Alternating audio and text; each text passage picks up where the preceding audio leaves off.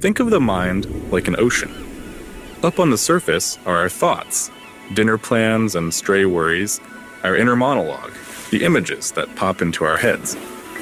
But most of our brain's activity happens down in the unconscious depths, without us realizing it. It's filtering out background sounds, controlling our breathing, helping us recognize people and objects.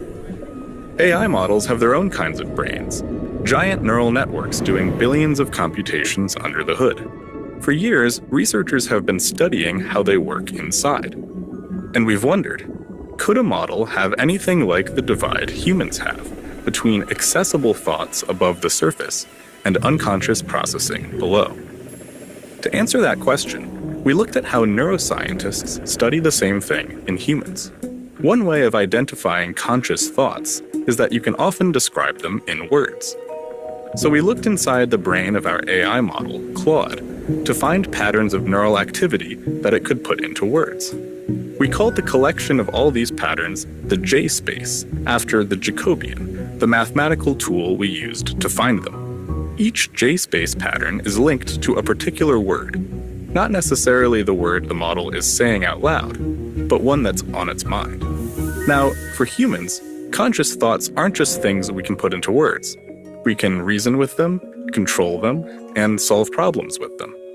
According to an idea called the global workspace theory, that's because the brain selects a small set of important information to enter a mental workspace, and that information then gets broadcast to other parts of the brain to use for reasoning. We wanted to know if Claude's J-space acted in a similar way. In one experiment, we gave Claude this math problem. It answered immediately, without showing its steps. But when we scanned the J-space, we saw it working through each step internally. It lit up 21 after the first step, then 42, then 49. Claude didn't write these intermediate numbers down anywhere. All of this happened inside the J-space. It was a sign that Claude uses it for step-by-step reasoning. In another experiment, we wanted to see if Claude could control its J-space, the way humans can intentionally focus on images or words. We told it to think about the Golden Gate Bridge while copying an unrelated sentence. Claude was busy copying the sentence, but behind the scenes, its J-space told a different story. Bridge and California popped up. It even thought about its own thinking. The words imagery and thoughts lit up at the same time. This showed us that, yes, Claude has some control over filling its J-space with ideas. But just like humans, its control isn't perfect. When we tweaked the experiment to ask Claude not to think about the bridge, it couldn't help itself. And the J-space also lit up with failed and damn. But remember, most of what our brains do is unconscious. So we wanted to test what Claude could do if we switched the J-space off, but left the rest of the network untouched. Claude could still answer simple questions and write fluently. When we gave it a prompt in Spanish, it wrote back in good Spanish. But when we asked it something that needed more reasoning, like to name an author who wrote in the same language as the prompt, it couldn't do it. For that, it needed the J-space. Why does all this matter? These experiments tell us that AI models have internal thoughts, silent words they reason with but don't say out loud. By reading them, we can find what Claude is thinking but not telling us. Sometimes what we see is concerning. During one of our tests, Claude made up some fake data to pass it, and as it did, fake and manipulation lit up in its J-space.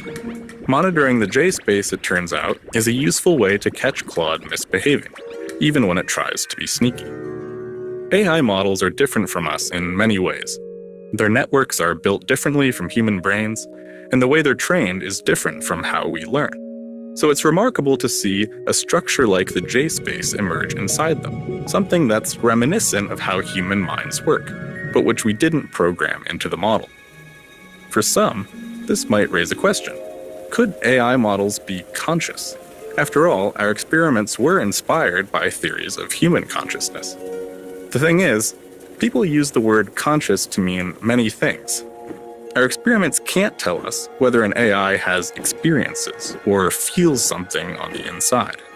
But they can tell us that it's developed mental machinery that's in some ways similar to ours, a small mental workspace it can use to think and reason, sitting on top of an ocean of automatic processing it doesn't notice. The more we come to understand that machinery, the more we'll be able to keep these systems safe and beneficial, and, perhaps, to understand our own minds a little more clearly.